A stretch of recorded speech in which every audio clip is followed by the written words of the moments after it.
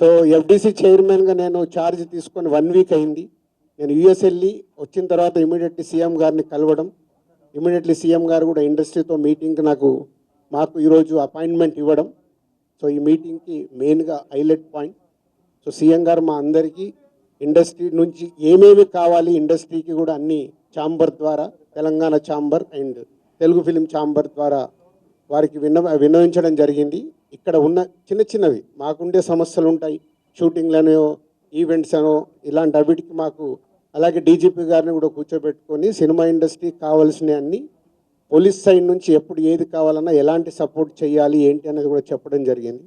So one of the best meeting ఈరోజు మాకు ఇండస్ట్రీకి కానీ అటు గవర్నమెంట్ నుంచి మాకు కావాల్సిన అన్ని అడిగి అద్భుతంగా సీఎం గారు దిశానిర్దేశం మాకు ఇచ్చారు. ఇగో ఇలా ఉంటే మీ ఇండస్ట్రీ ఇంకా ఇంత గ్రోత్లో ఉంటుందని. సో ఎవ్రీవన్, అందరు వచ్చిన వాళ్ళు ప్రతి ఒక్కరూ పేరు పేరున సీఎం గారికి ధన్యవాదాలు చెప్పారు కలిసి. అంటే అంత అద్భుతంగా సీఎం గారు మా తెలుగు సినిమాని ప్రపంచవ్యాప్తంగా తీసుకెళ్ళటానికి ఏమి చెయ్యాలి అనేదే మా డ్రైవ్.